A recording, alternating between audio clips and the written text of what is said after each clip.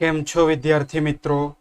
હવે આપણે સમૂહ નંબર 15 અને 16 પૂર્ણ કર્યા બાદ સમૂહ નંબર 17 આજથી શરૂ કરવાનો છે, જેનું નામ છે હેલોજન સમૂહ. તો પહેલા તો હેલોજન સમૂહનો અર્થ સમજીએ. બે શબ્દનો બનેલો છે આ, હેલો અને જેનસ. હેલોજન બરાબર હેલો પ્લસ જેનસ. આ બંને ગ્રીક શબ્દ છે. હેલો શબ્દનો અર્થ થાય છે ક્ષાર અને જેનસ એટલે ઉત્પન્ન કરવું. આનો અર્થ થાય છે ઉત્પન્ન કરવું. તો ક્ષાર ઉત્પન્ન કરનાર સમૂહ છે આ. હેલોજન શબ્દનો અર્થ થાય છે ક્ષાર ઉત્પન્ન કરનાર સમૂહ, જેમાંથી આપણે રૂટિન લાઈફમાં એક ક્ષાર ખાઈએ છીએ, સોડિયમ ક્લોરાઇડ NaCl, જેમાં ક્લોરાઇડ આયન હોય છે, તે હેલોજન છે. ચલો પોઈન્ટ નંબર 2 કે હેલોજનમાં કયા કયા તત્વોનો સમાવેશ થાય? તો ફ્લોરિન, ક્લોરિન, બ્રોમિન, આયોડિન, એસ્ટેટિન અને ટેનેસિન. એસ્ટેટિન અને ટેનેસિન આ બંને રેડિયો સક્રિય તત્વ છે, જેમાં ટેનેસિનનું અર્ધ આયુષ્ય સમય મિલિસેકન્ડ છે. ખૂબ જ ટૂંકું અર્ધ આયુષ્ય સમય ધરાવે છે, એટલે કે આ સ્થાયી નથી, થોડાક જ સમય માટે સ્થાયી હોય છે. તો આનું રસાયણ વિજ્ઞાન અસ્તિત્વમાં આવ્યું નથી. હવે આવે છે પ્રાપ્તિ સ્થાનો.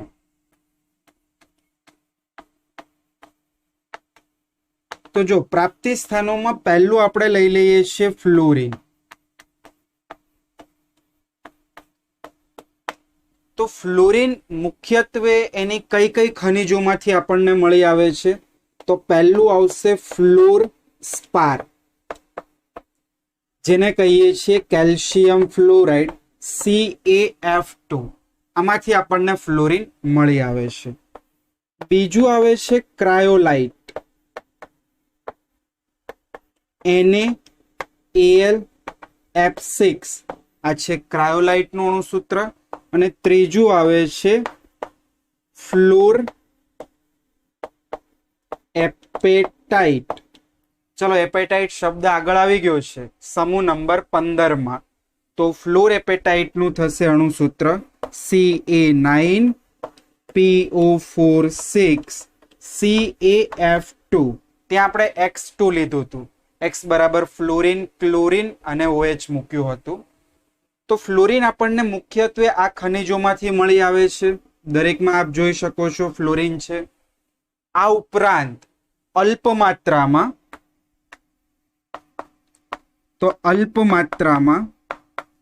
આપણને સમુદ્રમાં પણ મળી આવે છે. સમુદ્રમાંથી, નદીઓમાંથી મળી આવે છે.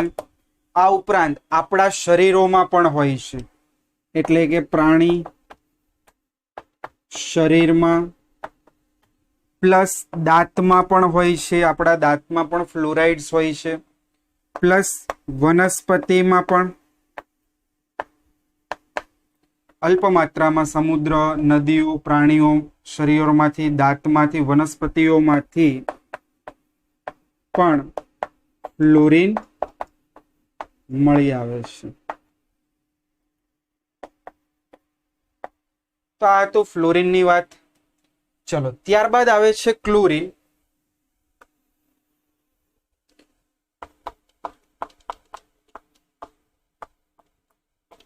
હવે ક્લોરિન તો સમુદ્રની અંદર મોટા ભાગના આપણને ક્ષારો જોવા મળે છે.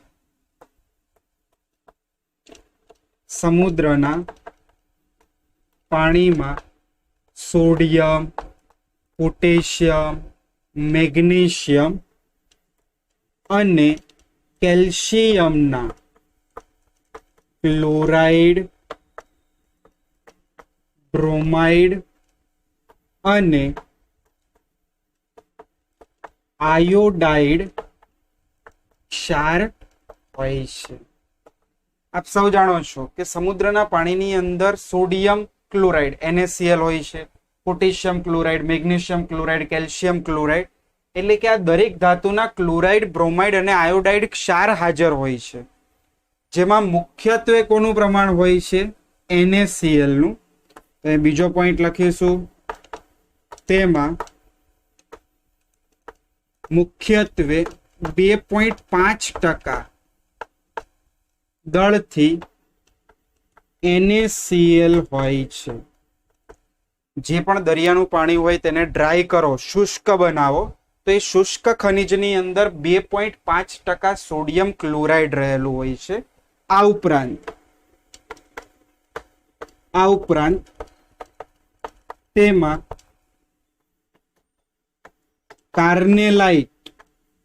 કાર્નેલાઇટ એટલે KCl, MgCl2 અને 6 મોલ H2O પણ રહેલું હોય છે. તો આ થઈ ગયું તમારે ક્લોરીન. તો જો અહીંયાથી પણ ક્લોરીન મળે છે, NaCl માંથી પણ ક્લોરીન મળે છે. તો ક્લોરીન આપણે આવી રીતે મેળવવામાં આવે છે. મોટા ભાગે NaCl એનો સોર્સ હોય છે.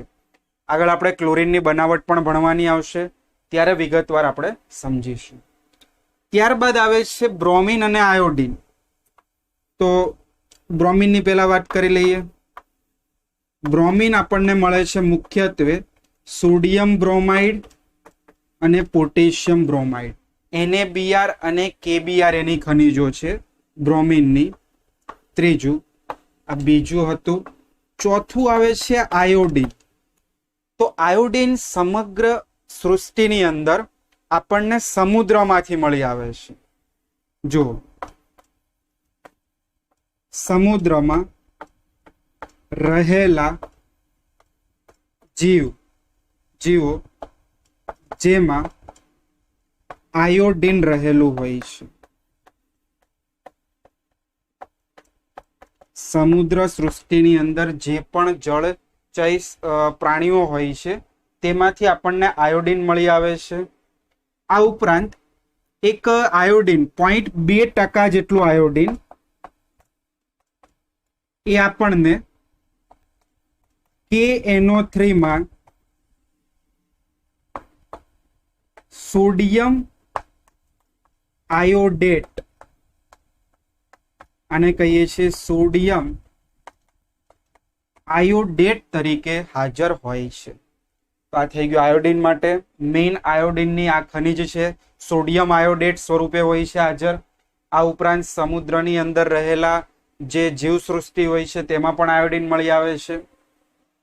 ત્યારબાદ આવે છે એસ્ટેટિન અને ટેન્નેસિન. રેડિયો સક્રિય તત્વ છે, જેમાં ટેન્નેસિન એ સંપૂર્ણ માનવ સર્જિત તત્વ છે. તો આ હતું પ્રાપ્તિ સ્થાન, બેઝિક ઇન્ફોર્મેશન. લખી નાખો, પછી આપણે એની અમુક વિશિષ્ટતાઓ, અમુક એના ગુણધર્મોની ચર્ચા કરીએ. ચલો, લખાઈ ગયું. હવે આગળ આવે છે સમૂહ નંબર 17 હેલોજન સમૂહમાં. પહેલા તો ઇલેક્ટ્રોનની રચના જોઈ લઈએ. તો હેલોજન સમૂહની સામાન્ય ઇલેક્ટ્રોન રચના બને છે NH2NP5. તમે જોઈ શકો છો કે આ ઇલેક્ટ્રોન રચનાને નિષ્ક્રિય વાયુ જેવું બનવું હોય તો કેટલા ઇલેક્ટ્રોન ખૂટે છે? 1 ઇલેક્ટ્રોન ખૂટે છે. તો લખી શકાય, આ ઇલેક્ટ્રોન રચના નિષ્ક્રિય વાયુ જેવી બનવા માટે 1 ઇલેક્ટ્રોન ઓછો ધરાવે છે. 1 ઇલેક્ટ્રોન ઓછો હોય છે. જો આ 1 ઇલેક્ટ્રોન મેળવે તો હેલોજન સમૂહ એ સ્થાયી બની જશે, નિષ્ક્રિય વાયુ જેવા. બાહ્યતમ કક્ષામાં કેટલા ઇલેક્ટ્રોન છે? 5 ને 2 7 ઇલેક્ટ્રોન. બીજો પોઈન્ટ આવે છે પરમાણ્વીય અને આયનીય ત્રિજ્યા. તો આપણે જાણીએ છીએ કે હેલોજન સમૂહ આવર્ત કોષ્ટકમાં જમણી બાજુ ઉપર હોય છે. તો પહેલા હું તમને આવર્તમાં સમજાવું છું કે આવર્તમાં આપણે શું જાણીએ છીએ? ડાબી બાજુથી જમણી બાજુ તરફ જતા ત્રિજ્યા એ ઘટતી હોય છે, કારણ કે નવો ઇલેક્ટ્રોન જે ઉમેરાય છે એક જ કક્ષામાં ઉમેરાય છે. એનનું મૂલ્ય એઝ ઇટ ઇઝ રહે છે, કક્ષાનું મૂલ્ય બદલાતું નથી. ઇલેક્ટ્રોનની સંખ્યા વધે છે, પરમાણુનો કેન્દ્રનો ધન વીજભાર વધે છે, માટે કક્ષા સંકોચન પામે છે. તો આવર્તમાં જોઈએ તો આવર્તની અંદર સમૂહ નંબર 17 ના તત્વોની જે ત્રિજ્યા હોય છે એ ઓછી હોય છે. તો પહેલો પોઈન્ટ એ લખીએ છીએ કે આવર્તમાં સમૂહ 17 ના તત્વોની બંને પ્રકારની ત્રિજ્યા અનુવર્તી સમૂહ કરતા ઓછી હોય છે. આવર્તમાં વાત કરું છું. પણ સમૂહમાં હવે આપણે વાત કરીએ કે ફ્લોરિન, ક્લોરિન, બ્રોમિન, આયોડિન, તો ઉપરથી નીચે તરફ જતા ઇલેક્ટ્રોનની સંખ્યા વધશે, કોષની સંખ્યા વધશે, માટે ત્રિજ્યા પણ વધશે. તો સમૂહમાં ફ્લોરિનથી એસ્ટેટિન તરફ જતા ઇલેક્ટ્રોનની સંખ્યા ઉપરાંત કોષની સંખ્યા વધતા બંને પ્રકારની ત્રિજ્યા શું થાય છે? વધે છે. તો સમૂહમાં ઓલવેઝ ત્રિજ્યામાં શું થાય? વધારો થાય. દરેકમાં આપણે આ કારણ ભણીએ છીએ. આયનીકરણ એન્થાલ્પીની વાત આવે છે. તો નોર્મલી જોઈએ તો હેલોજન સમૂહની આયનીકરણ એન્થાલ્પીનું મૂલ્ય ખૂબ જ ઊંચું હોય છે.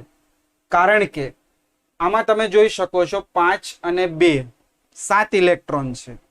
એટલે આ શું કરે છે? એક ઇલેક્ટ્રોન મેળવવાનું વલણ ધરાવે છે. આમાંથી ઇલેક્ટ્રોન સરળતાથી દૂર થતો નથી.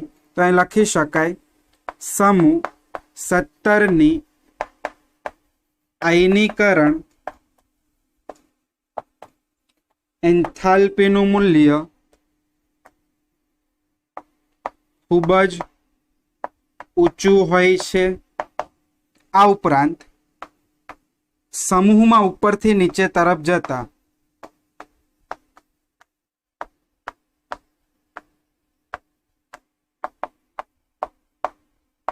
સમૂહમાં આપણે ઉપરથી નીચે તરફ જઈએ એટલે એનું કદ વધે. બાહ્યતમ ઇલેક્ટ્રોન ન્યુક્લિયસ કેન્દ્રથી દૂર જશે, માટે આકર્ષણ ઓછું થશે અને ઇલેક્ટ્રોન સરળતાથી દૂર થશે. તો સમૂહમાં ઉપરથી નીચે તરફ જતા આયનીકરણ એન્થાલ્પી શું થાય છે? ઘટે છે. તો સમૂહમાં ઓલવેઝ આયનીકરણ એન્થાલ્પીનું મૂલ્ય ઘટે. હવે આવે છે ઇલેક્ટ્રોન પ્રાપ્તિ એન્થાલ્પી. તો આપણી પાસે જેટલા પણ સમૂહ છે 1, 2, પછી 13, 14, 15, 16, 17, તો તેમાં સમૂહ નંબર 17 સૌથી વધુ ઋણ ઇલેક્ટ્રોન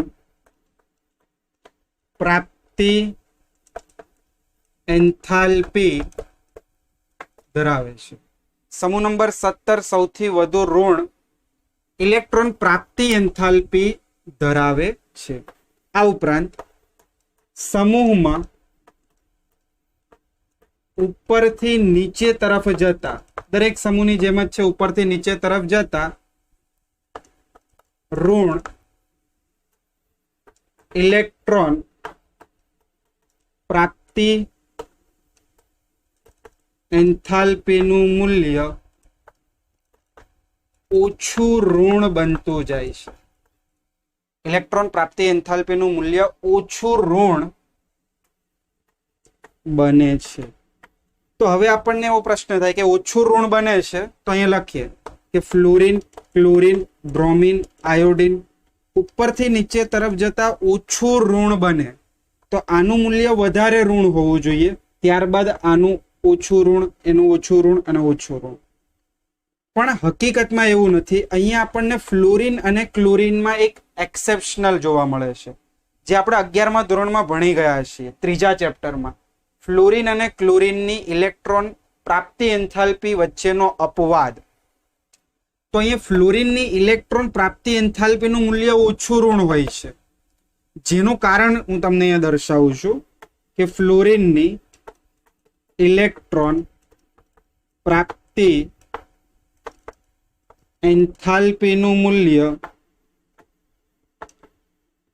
ઓછું ઋણ હોય છે ક્લોરીન કરતા, જેનું કારણ આ ફ્લોરીનની ઇલેક્ટ્રોન રચનામાં રહેલી 2p કક્ષકમાં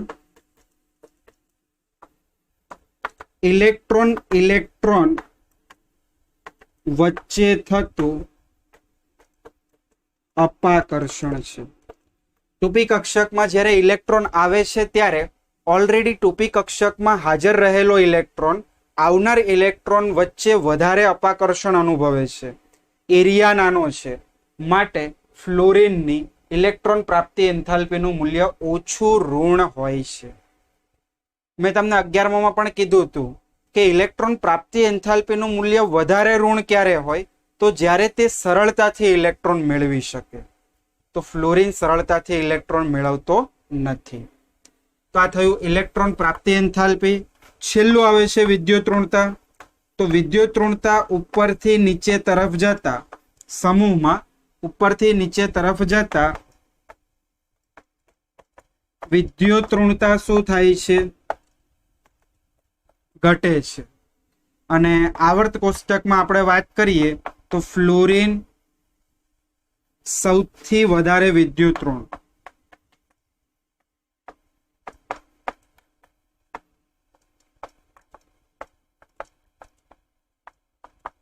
ફ્લોરીન સૌથી વધારે વિદ્યુતઋણતા ધરાવતું તત્વ છે. 4 વિદ્યુતઋણતા છે.